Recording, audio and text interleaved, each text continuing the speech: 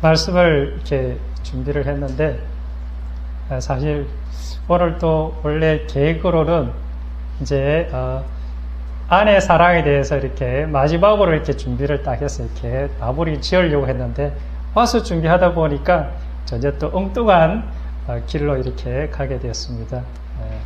하나님의 뜻이 있지 않을까 이렇게 생각합니다. 그런데 준비하다 보니까 이렇게 좀 내용이 좀 길어졌는데, 이게 중간에 좀 끊으려고 이렇게, 끊어도 되겠지 했는데 좀 보니까 이렇게 아마 끝까지 가야 될 것 같은 느낌이 들어서, 오늘 혹시 조금 늦게 끝나도 괜찮아. 아니, 혹시 수업이 없으시? 수업 없어요. 혹시, 조금, 예. 용서해 주시고, 조금 길더라도, 이게. 그러니까 조금 중간에 졸리면 조금 눈을 감았다가 떴다가 이렇게 편안하게 들어주시면 감사하겠습니다. 예, 말씀을 나누도록 하겠습니다.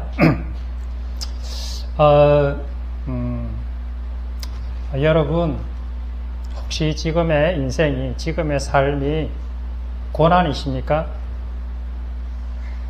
그러면 감사하십시오. 절망의 상황이십니까? 기뻐하십시오. 마음이 매우 가난해져 있습니까? 내 뜻대로, 내 소원대로 되는 것이 하나도 없습니까? 가장 축복의 시간을 걷고 있다는 사실을 깨닫는 은혜가 있기를 축복합니다. 하나님께서는 그러한 상황들을 통해서 나를 낮추시려는 하나님의 인도하심의 순간이고, 마침내 나라는 존재, 인간이라는 존재가 아무것도 아니며 인생은 그저 티끌이요, 먼지요, 내 인생 가운데 일어나는 모든 영화는 들의 풀꽃처럼 잠시 피었다가 사라지는 그러한 영화와도 같다는 것을 깨닫게 되는 순간일 것입니다. 깨닫게 되는 시간이 될 것입니다. 처음부터 서두부터 너무 좀 센 이야기를 했죠. 그래서 이렇게 말씀을 준비하면서 이렇게 야곱이 떠올랐어요. 야곱이 형을 속여가지고 장자권을 빼앗은 야곱, 그리고 그 아버지를 속여서 아버지의 그 축복권, 그 축복을 기필코 받아낸 야곱. 우리가 보통 생각할 때 또 많이 듣기로는 야곱이 참 이렇게 욕심이 많은 것처럼, 그리고 야곱은 모든 인생들을 대표하는 그냥 이렇게 대표자처럼 이렇게 그렇게 이야기들을 많이 하고 있습니다.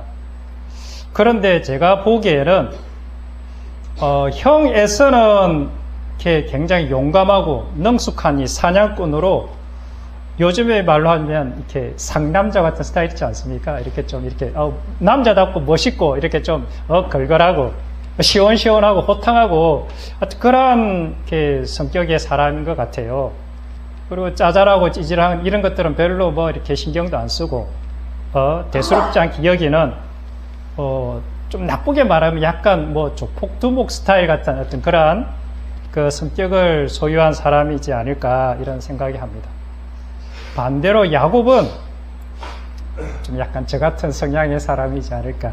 좀 소심하고 내성적이고 그런데 머리는 좋아가지고 형보다 이렇게 바짝바짝 잘 돌아가고 그런 장기가 많은 어떤 그런 사람이었던 것 같습니다.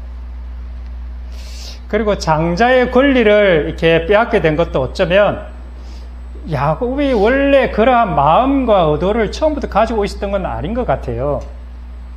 제가 생각하기에는 어쩌면 형 에서는 이렇게 늘 이렇게 들로 산으로 막 놀러 다니지 않습니까? 근데 야곱은 소심하고 뭐 그런 것도 별로 좋아하지도 않고 집에서 이렇게 그냥 뭐 이렇게 뭐 소꿉장난 하듯이 하여튼 그런 집에서 이렇게 작은 일들을 이렇게 좋아했던 것 같아요.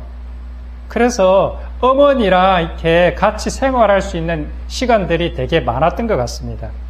그래서 어머니랑 이렇게 자주 이렇게 같이 있다 보니까 어머니하고 이런저런 대화를 뭐 자주 할 수 있지 않았겠습니까? 그러면서 아마도 어머니의 그 꿈 얘기도 뭐 여러 차례 아마 듣지 않았을까 저는 그렇게 생각합니다. 자기가 이렇게 아기를 배웠을 때, 내가 임신했을 때 어땠는지 아니? 이러면서 내 뱃속에 이렇게 너희 둘을 가졌는데 말이야. 너희 둘이 얼마나 다투었는지 싸웠는지 내가 힘들어 죽을 지경이었어. 그런데 내가 하도 힘들어가지고 하나님 앞에 기도를 했지. 기도를 했는데 그때 하나님께서 뭐라고 했었는지 아냐? 네 뱃속에는 두 민족이 있단다. 그래서 그들이 심하게 다투고 있는 거야. 그러나 큰 자가 작은 자를 섬기게 될 거야. 이러한 말씀들을 해주셨어. 그래서 작은 자가 장자의 권리를 가지고 복의 근원이 되고 약속의 통로가 될 것이다. 이렇게 말씀해 주셨어. 너는 이 말을 꼭 기억해라. 아마 이러지 않았을까 저는 생각해 보는 거죠. 큰 자가 작은 자를 섬기리라.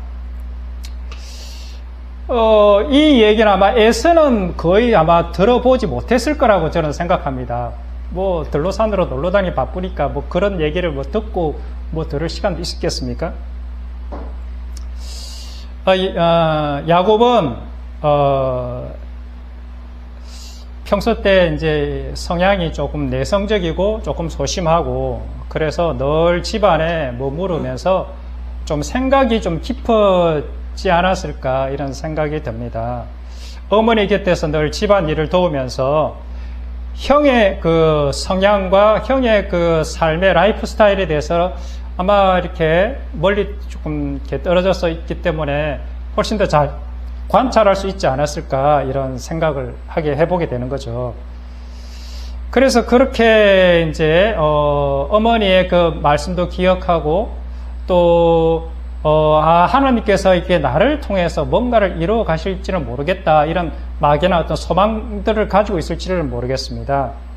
그래서 어느 날 문득 이제 어떤 이 내가 이렇게 장자의 권리를 차지할 수 있는 이러한 절호의 찬스, 합법적으로 소유할 수 있는 그러한 기회가 생겼던 것이지요. 그래서 그런 그 기회가 왔을 때 이 기회를 놓치지 않았던 것입니다.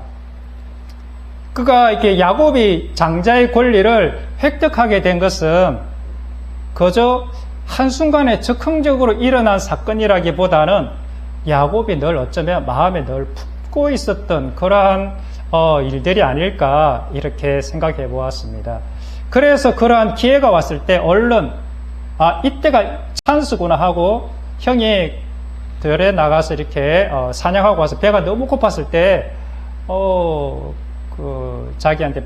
자기가 쏘고 있는 팥죽을 이렇게 어쨌든 그 당시 상황이 어땠는지는 구체적으로는 잘 모르겠지만 팥죽을 쓰고 있는데 야 팥죽 내라 했을 때 그냥 못 주지 하면서 이 장자권하고 어쨌든 바꾸는 뭐 그러한 이 장자권의 권리를 양도받는 어쨌든 그러한 기회를 이렇게 얻게 됐고 그것을 이제 소유하게 됐던 것 같습니다.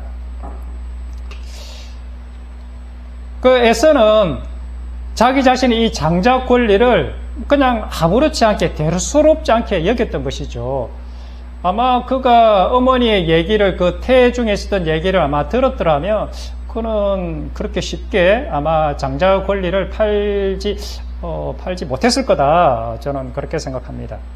그렇게 쉽게 자기 자신의 어떤 이 팥죽 한 그릇의 장자의 권리, 이거를 팔아버린 에서는 그가 다시 아버지의 축복을 받고자 눈물로 아버지께 호소했지만 그에게 돌아온 것은 다음과 같은 것이었습니다. 이삭이 에서에게 대답하여 이르되 내가 그를 너의 주로 세우고 그의 모든 형제를 내가 그에게 종으로 주었으며 곡식과 포도주를 그에게 주었으니 내 아들아 내가 내게 무엇을 할 수 있으랴 내게 줄 수 있는 것이 아무것도 없구나. 이 얘기밖에 에셀은 받을 수가 없었던 거죠. 근데 이 사건을 히브리서에서는 히브리서 12장에는 이렇게 이 사건을 해석해 주고 있습니다.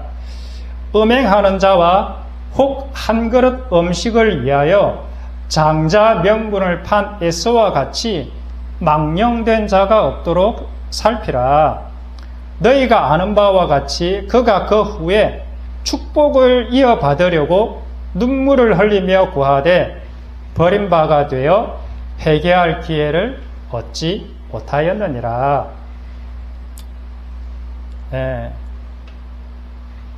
혹 우리도 이 땅에서 때로는 배가 고프고, 때로는 먹을 것이 없고, 고독하고, 외롭고, 참 그러한 쓸쓸한 그러한 상황 속에서 이 땅에 썩어 없어질 것들로 인해 내 육신의 배를 채우기 위해서 하늘의 영원한 장자의 권리를 아무렇지도 않게 팔아버리는 에스와도 같은 혹시 그런 사람은 아닌지요.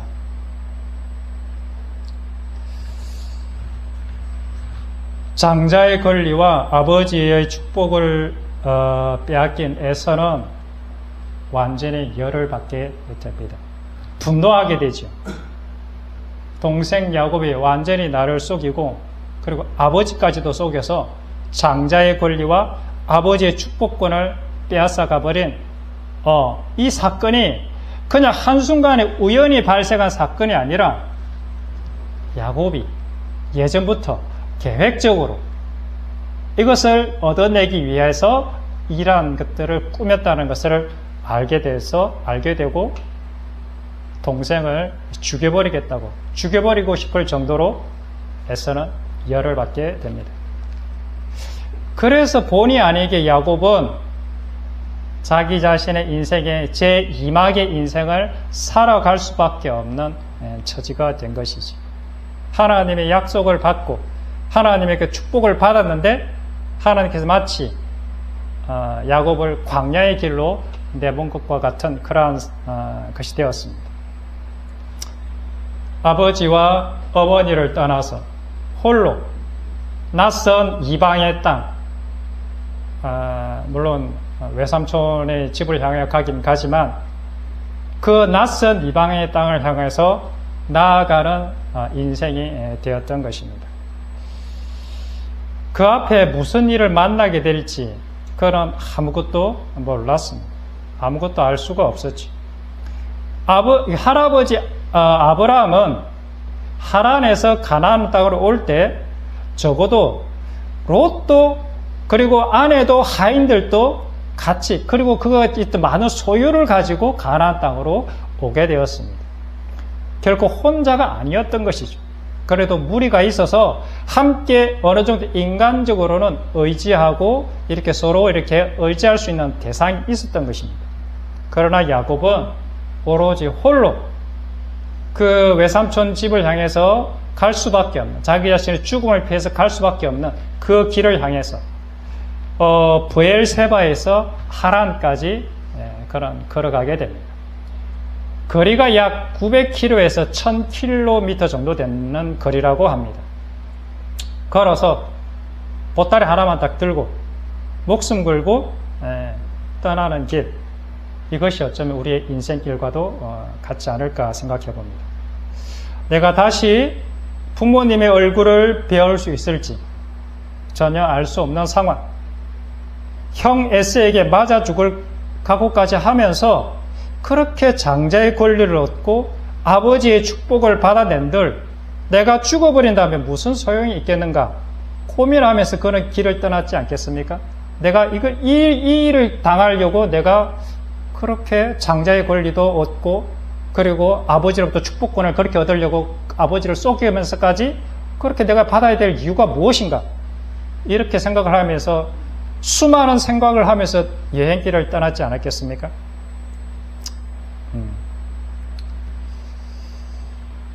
그러나 이 암울한 상황, 자기가 이렇게 마치 이스라엘 백성들이 애굽에서 애굽의 그 장자의 재앙을 맞이하고 마치 그 애굽에서 쫓겨나오듯이 홍해를 탈출하는 것처럼 야곱도 동일하게 그 브엘세바에서 그 아버지 집에서 어쩌면 쫓겨나듯이 그 하란 땅으로 이렇게 떠나고 있는 그러한 모습들이 연상이 됩니다. 이 암울한 상황이 야곱의 인생에 있어서는 또 하나의 전환점이요 은혜와 축복의 시간이 된다는 것을 그는 나중에 알게 되는 것이죠. 야곱이 전혀 예상하지 못한 하나님의 그 축복의 시간, 준비의 시간이 예비되어 있었던 것입니다. 야곱은 정말 이렇게 자기가 이렇게 어쩔 수 없이 떠날 수밖에 없는 그러한 상황, 그러한 그 상황 그 통해서 바로 하나님을 만나는 시간을 야곱은 가지게 됩니다. 그래서 그 유명한 베델의 사닥다리 사건을 경험하게 되는 것이죠. 야곱이 브엘세바에서 떠나 하란으로 향하여 가더니 한 곳에 이르러는 해가 진지라 거기서 유숙하려고 그곳에 한 돌을 가져다가 베개로 삼고 거기에 누워 자더니 꿈에 본즉 사닥다리가 땅 위에 서 있는데 그 꼭대기가 하늘에 닿았고 또 본즉 하나님의 사자들이 그 위에 오르락 내리락 하고 또 본즉 여호와께서 그 위에 서서 이르시되 나는 여호와이니 너의 조부 아브라함의 하나님이요 이삭의 하나님이라 내가 누워있는 땅을 내가 너와 내 자손에게 주리니 내 자손이 땅의 티끌과 같이 되어 내가 서쪽과 동쪽과 북쪽과 남쪽으로 퍼져나갈 것이며 땅의 모든 족속이 너와 내 자손으로 말미암아 축복을 받으리라. 내가 너와 함께 있어 내가 어디로 가든지 너를 지키며 너를 이끌어 이 땅으로 돌아오게 할지라. 내가 내게 허락한 것을 다 이루기까지 너를 떠나지 아니하리라 하신지라. 야곱이 잠이 깨어 이르되 여호와께서 과연 여기 계시거늘 내가 알지 못하였도다. 이에 두려워하여 이르되 두렵도다 이곳이여 이것은 다름 아닌 하나님의 집이요 하늘의 문이로다 하고 야곱이 아침에 일찍이 일어나 베개로 삼았던 돌을 가져다가 기둥으로 세우고 그 위에 기름을 붓고 그곳의 이름을 베델이라 하였더라. 이 성의 이름은 옛 이름은 루스더라. 야곱이 소원하여 이르되 하나님이 나와 함께 계셔서 내가 가는 이 길에서 나를 지키시고 먹을 떡과 입을 옷을 주시어 내가 평안히 아버지 집으로 돌아가게 하시오면 여호와께서 나의 하나님이 되실 것이요 내가 기둥으로 세운 이 돌이 하나님의 집이 될 것이요 하나님께서 내게 주신 모든 것에서 10분의 1을 내가 반드시 하나님께 드리겠나이다 하였더라. 이렇게 야곱이 자기가 형 에스로부터 죽임 당하는 그 처지에서 그 두려움을 피해서 떠나갈 때 그가 갈 바를 알지 못하고 아버지 집이 거기 있을 거라는 얘기만 또 이렇게 갔겠지요. 그런데 어느 날 이렇게 돌베개를 베고 노숙을 하는데 하나님을 만나게 된 것이죠. 그래서 하나님을 만나서 얼마나 기뻤을까요? 그래서 하나님이 내가 너와 함께하고 내가 너를 통해서 이렇게 복을 주고 너를 통해서 많은 민족이 복을 받게 하겠다. 이 약속을 받고 하나님이 내가 가는 길에 먹을 것 입을 것 주시고 나를 다시 고향 땅으로 돌아오게 주시면 내가 이 세운 돌이 하나님이 집이 될 것입니다. 그리고 맹세하고 서운하지 않습니다. 인생에 있어서 하나님을 만나는 사건의 대부분은 이 땅에서 소망이 끊어져 버린 절체절명의 순간, 그러한 때에 하나님께서 내 인생 가운데 문득 찾아오신다는 것이죠. 대부분의 성경 속 신앙의 사람들도 그렇고 성경 이후에 믿음의 길을 걸어간 그 신앙의 어떤 그런 위인들이라고 그럴까? 어떤 신앙의 모델이 되는 분들의 그 전기나 일대기를 읽어봐도 수많은 믿음의 선배들도 하나도 예외가 없이 자기 자신의 가장 암울했던 시기, 가장 절망스러웠던 시기에 살아계신 하나님을 만나게 되었다라는 그러한 고백들을 듣게 됩니다. 푹신한 솜베개를 베고 자는 그러한 편안한 이불 속에서 하나님을 만나는 것이 아니라 광야에서, 들판에서 이불도 없이 딱딱한 그 돌베개 얼마나 아픕니까? 생각만 해도 진짜 딱딱한, 참 힘든데. 그러한 노숙하는 그 삶의 현장에서 오늘날로 말하자면 내 인생의 모든 것을 잃어버리고 호시촌 쪽방에서 방 한 평짜리 그 공간에서 몸도 제대로 가누지 못할 그곳에서 내가 들어 누웠는데 그곳에서 주님께서 나를 찾아오셨다는 것이죠. 어느 날 밤에. 부끄럽지만 저도 가정이 깨어지고 아이들도 다 이렇게 나를 떠나가고 마치 야곱이 딱딱한 돌베개를 베고 들판에서 노숙하였던 것처럼 홀로 그렇게 비닐하우스에서 남겨져서 한겨울의 추운 냉기와 바람을 벗삼아 싸우며 한여름에 무덥고 습한 그 날씨를 견디고 그렇게 오랜 시간들을 보내는 가운데 주님께서는 말없이 제게 다가오셨습니다. 그리고 말씀들을 깨닫게 해주셨습니다. 물론 난로도 있었고 에어컨도 있었습니다. 어쨌든 때로는 비닐하우스에서 이렇게 바람이 너무 많이 불어와가지고 하우스 지붕이 다 날아가서 찢겨졌습니다. 그 사이로 이렇게 그것을 이렇게 당장은 고치지 못하니까 비가 막 떨어졌습니다. 그래서 다시 비닐을 치려고 이제 비닐을 사고 그래서 그 하우스가 되게 이렇게 높거든요. 한 6m, 5m, 6m 되는 이렇게 높은데 제가 그 높은 데다 아주 높은 사다리를 딱 걸쳐놓고 얼마나 많이 자주 오르락 내리락 했는지 모릅니다. 야곱은 천사가 사다리를 오르락 내리락 했는데 저는 제가 사다리를 오르락 내리락 하는 그런 경험을 했습니다. 근데 그 사다리를 잡아주는 사람이 없었어요. 제 혼자 있었으니까. 홀로 이렇게 목숨을 걸고 바람이 불면 사다리가 되게 위험하거든요. 해가지고 바람만 조금 불면 사다리가 확 쓰러지거든요. 그래서 바람이 안 불 때 또 쓰러지지 않게 조심조심해서 이렇게 사다리를 이렇게 타야 됩니다. 그래서 내가 목숨 걸고 올라갔는데 올라가면서도 후들들하죠. 밑을 내려보면 뭐 어질어질하고 내가 만약 여기서 떨어지면 이렇게 뭐 신고해 줄 사람도 옆에 없어요. 물론 뭐 옆집에도 농사를 짓고 있는 사람들이 계셨는데 뭐 그분들이 뭐 특별한 일이 있지 않는 이상은 뭐 이렇게 이웃집에 이렇게 일부러 찾아가거나 잘 그러지는 않습니다. 그렇게 수많은 날들을 비닐하우스 100m짜리 이렇게 5동 그리고 아주 큰 관리동 이렇게 비닐하우스 전 수많은 지렁이들이 엄청나게 많았어요. 지렁이들하고 이렇게 친구하면서 여름에는 이제 풀들, 벌레, 바람, 태풍, 비, 홍수, 비가 엄청 많이 오면 되게 두렵습니다. 겨울철에는 폭설, 그 다음에 영하가 20도 정도 내려가면 동파, 이렇게 이런 거 신경 쓰면서 이렇게 그렇게 하루하루 이렇게 견디며 살았어요. 그냥 하루하루 버틴 것이죠. 그렇게 아무런 희망과 소망이 없던 그때에 제가 할 수 있는 것이라고는 그저 잠잠히 하나님 앞에 엎드리는 것밖에는 없었던 것 같습니다.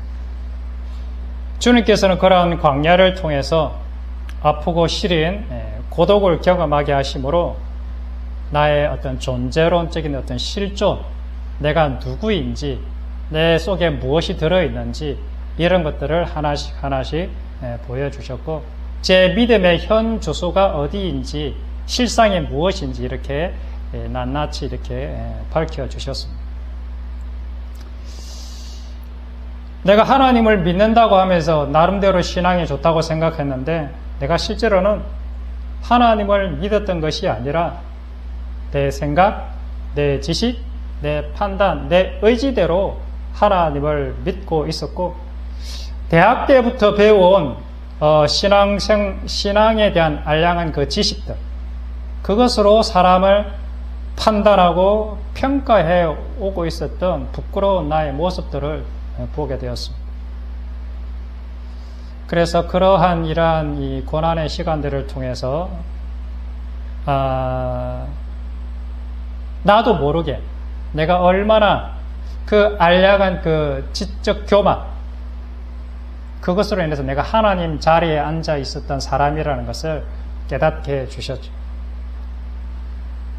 몸이 가난해지니 내 마음도 가난해졌고, 내 마음이 가난해지니까 비로소 하나님의 말씀들이 깨달아지기 시작했습니다. 영적인 귀가 열리고 영적인 눈들이 떠여지기 시작했던 것이죠. 에바다라는 우리 말씀 있지 않습니까? 열려라. 이 에바다의 기적은 예수님 시대에만 있었던 것이 아니라 오늘 이 시간에, 오늘 우리에게도, 오늘 나에게도 얼마든지 이 에바다의 기적은 언제든지 임할 수 있는 것이죠. 그동안 저는 내가 진짜 믿음이 좋은 사람이고 신앙이 좋은 사람이고 나 같은 사람은 당연히 천국에 갈 수 있을 거라 그렇게 믿고 있었습니다. 그런데 막상 뚜껑을 열어보니까 실제로는 전혀 그렇지 않았다는 것이죠. 내가 얼마나 바리새인과 같은 인간이었는지, 서기관과 율법학자와 같은 외식하는 인간이었는지 그 실상을 이렇게 보게 되었던 것입니다. 나라는 존재는 아무것도 아니구나. 내 믿음도 내 신앙도 진짜 아무것도 아니었었구나 라는 것을 깨닫게 된 것입니다. 지금 이 시간 돌이켜보면 인간적으로 육신적으로 아무것도 기대할 수 없는 광야로 이끄신 그 하나님이 얼마나 감사한지 모르겠습니다. 정말로 감사합니다. 나를 낮추시고 나를 시험하셔서 마침내 내게 복을 주시려는 하나님의 크신 은혜의 시간, 은혜의 장소가 바로 인간적으로는 두 번 다시는 가고 싶지 않은 바로 그곳이 바로 광야였던 것이죠. 제 인생에서는 그 비닐하우스의 삶, 어쩌면 지금도 이것의 삶의 연장인지는 모르겠습니다. 그래서 신명기 8장에 하나님께서 너를 인도하여 그 광대하고 위험한 광야, 곧 불뱀과 전갈이 있고 물이 없는 간조한 땅을 지나게 하셨으며, 또 너를 위하여 단단한 반석에서 물을 내셨으며, 내 조상들도 알지 못하던 만나를 광야에서 내게 먹이셨나니, 이는 다 너를 낮추시며 너를 시험하사 마침내 내게 복을 주려 하심이었느니라. 아멘이십니까? 하나님의 계획과 하나님의 약속이라고 그럴까? 마침내 난 너에게 복을 줄 거야. 그 복이 무엇입니까? 그것은 바로 주님의 겸손과 온유의 복을 이 광야를 통과하여 비로소 경험할 수 있다는 것입니다. 주님의 그 십자가의 사랑을 이 광야를 통과해야만 비로소 그 사랑이 내 안에 들어오게 되는 것입니다. 이 광야를 통과하게 되면 인간적인 조건과 관계, 인간적인 어떤 유불리 계산에 따라서 사람을 사랑하고 판단하고 취사 선택했던 내가 나에게 어떤 이익과는 상관없이 있는 조건, 사람이 있는 모습 그대로 사랑할 수 있는 사람으로 하나님께서 나를 변화시킨다는 것이죠. 이것이 우리에게 마침내 내가 너를 복 주기를 원한다는 그 복이 있던 것입니다. 심지어는 원수까지도 미워하지 않고 그 사람을 위해서 기도할 수 있는 사람으로 하나님께서 바꾸어 내신다는 것이죠. 이것이 우리에게 주시려는 하늘나라의 유업이고 하늘나라의 기업인 것입니다.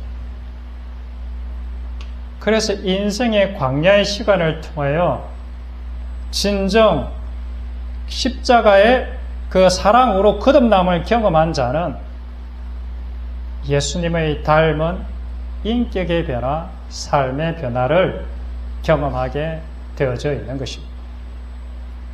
그리고 이렇게 예수님을 그 광야를 통해서 예수님을 만나고 하나님을 만나고 자기 삶의 놀라운 인격적인 변화를 경험한 사람은 어떻게 되느냐? 내게 또 다른 인생의 광야를 너무나도 사모하게 되는 이러한 놀라운 인생의 반전이 일어나게 됩니다. 그토록 가기 싫었던, 그토록 가고 싶지 않던 그 광야, 아무도 내 주변에 없고 아무도 내가 의지할 사람이 없는 그곳을 사모하게 되어 있다는 것이죠. 왜 그런가? 그곳에 가면 오직 주님만이 계시기 때문에 그렇습니다. 믿음의 눈으로, 영의 눈으로 바라보면 그 광야만큼, 그 고난의 시간만큼 소중하고 복되고 감사한 시간이 없다라는 것을 하나님을 만난 자는 알게 되는 것이죠. 광야를 사모하십시오. 광야의 인생을 갈구하십시오. 성령께서 나를 이끌어 광야의 인생으로 끌어가 달라고 그렇게 우리는 간절히 기도하십시오. 고난을 사모하십시오. 고난의 삶을 추구하십시오. 십자가의 길을 사모하십시오. 십자가의 길을 걸어가십시오. 이 길만이 나를 낮추어서 진정으로 하나님을 경외하는 그러한 백성으로 만드는 유일한 길이기 때문에 그렇습니다. 겸손은 내가 나를 낮춘다고 낮아질 수 있는 그러한 성질의 것이 아닙니다. 내가 겸손해야지 한다고 해서 그 겸손을 이룰 수 있는 인간은 아무도 없습니다. 겸손은 내 스스로가 그 겸손을 만들어낼 수가 없습니다. 그래서 주님께서는 말씀하셨습니다. 나는 마음이 온유하고 겸손하니 나의 멍에를 메고 내게 배우라. 그래야면 너희 마음이 쉼을 얻으리니. 주님의 멍에가 무엇입니까? 그것이 바로 십자가가 아닙니까?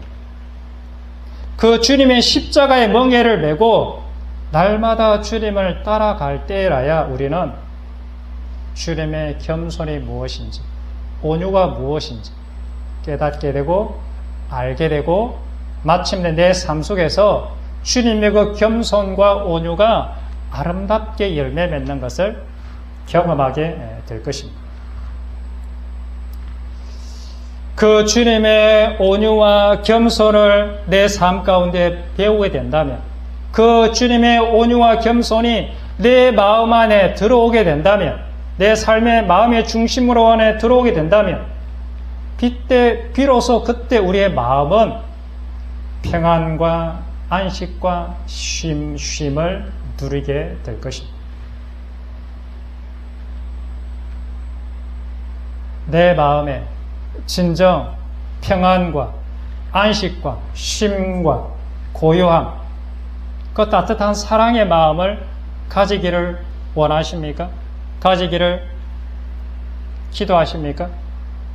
그러면 기꺼이 주님의 십자가의 멍에를 짊어지십시오. 주님의 십자가를 사모하십시오. 주님의 그 십자가를 사모하는 자에게 반드시 주님의 그 겸손과 온유를 선물로 주실 것입니다.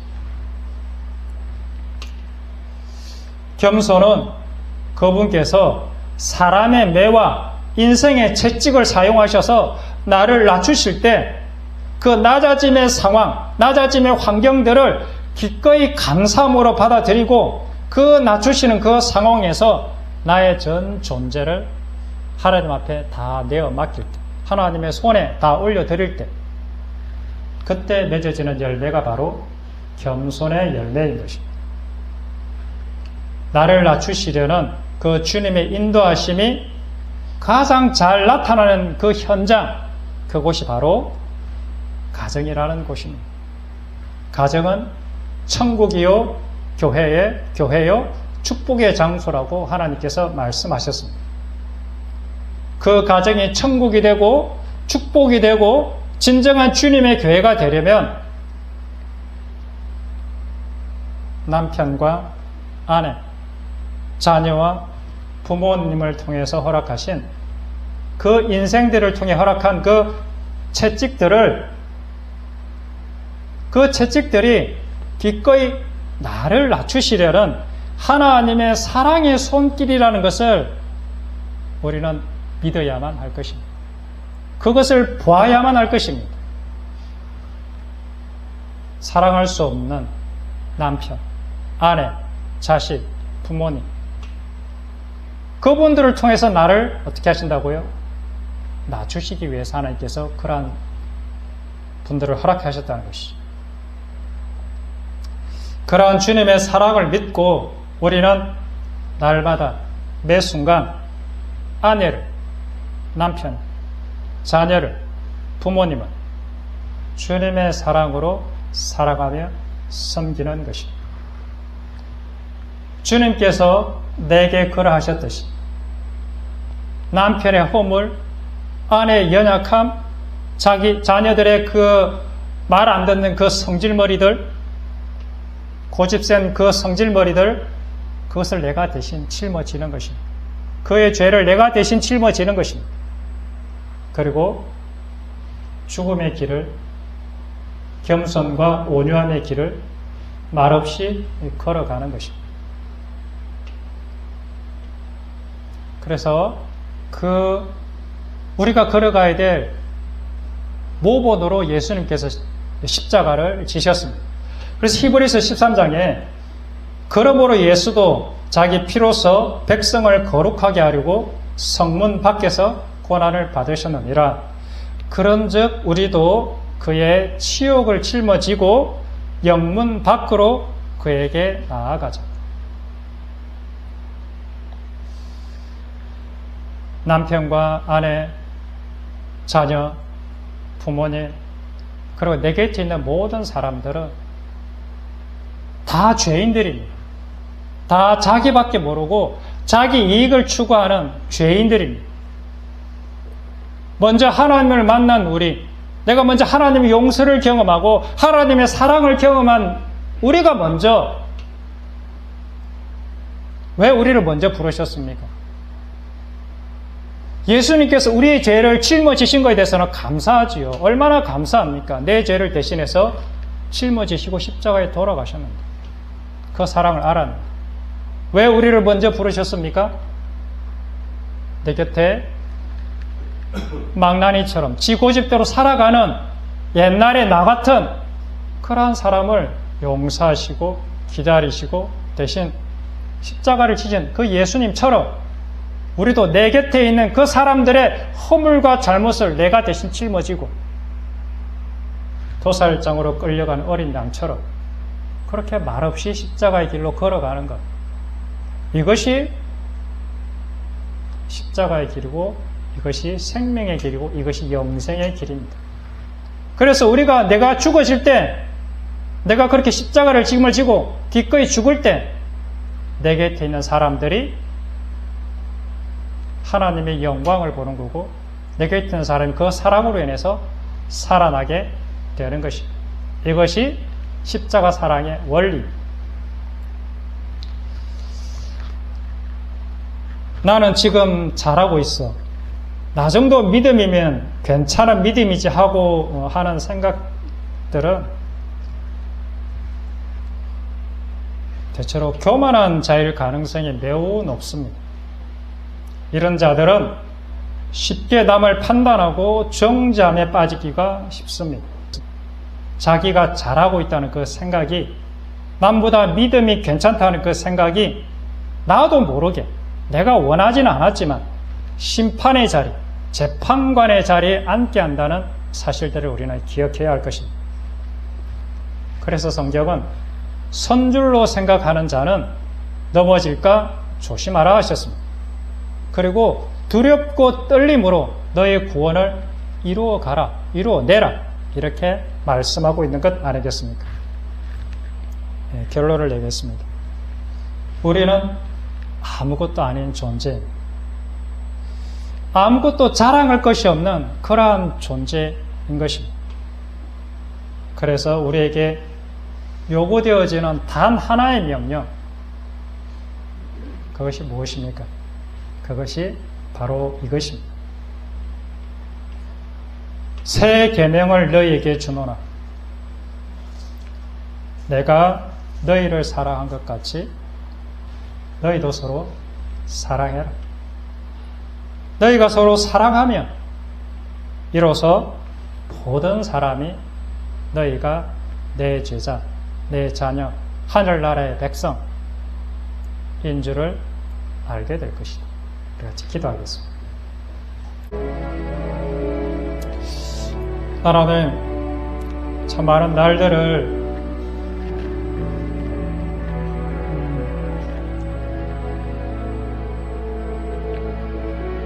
외로움과 고독 속에서 지내왔고 지금도 여전히 그렇게 그런 시간들을 보내고 있습니다. 하나님 참 감사합니다. 전혀 제가 계획하지 않았고 상상도 못했던 그러한 인생이 제게 펼쳐지고 있습니다. 앞으로 어떤 일이 내게 닥쳐올지 저는 잘 알지 못합니다. 그러나 아버지 하나님, 그 오랜 세월 수많은 홀로 있는 시간들을 통해서 저를 낮추시고 저의 존재와 실상을 드러내시고 내가 하나님 앞에 아무것도 아니라는 그 사실들을 깨닫게 해주셨습니다. 정말로 감사합니다. 아무것도 자랑할 것이 없는 내가 그동안 얼마나 많이 스스로 자랑하며 지내왔는지 모릅니다. 정말 믿음이 없었던 내가 얼마나 내가 믿음 있는 척하며 살아왔는지 모릅니다. 하나님, 그 아픈 시간들을 통해서 십자가를 보게 하시고 십자가를 만나게 해주셔서 진심으로 감사를 드립니다. 하나님, 앞으로의 인생 세상 사람들처럼 장밋빛 인생을 저는 갈구하지 않을 것입니다.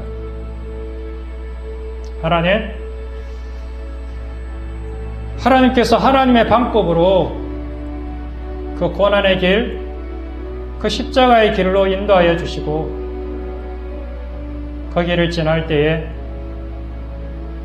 내 능력과 내 지혜를 의지하지 않게 하시고 하나님 앞에 잠잠히 엎드려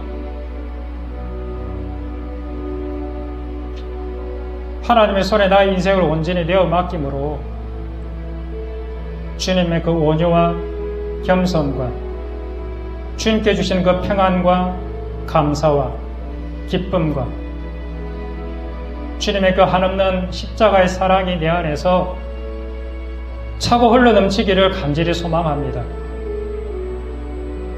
우리 광년의 식구들 모두가 다 진정 이 십자가의 그 사랑을 깨달아 사랑할 수 없는 그 한 사람을 사랑해내는, 그리고 그것이 얼마나 귀하고 가치가 있고 얼마나 내가 행복하고 내가 정말 말로 할 수 없는 아름다운 그 축복의 시간이라는 것을 모두가 다 깨달아 할 수 있기를 원합니다. 우리 다 같이 기도하겠습니다.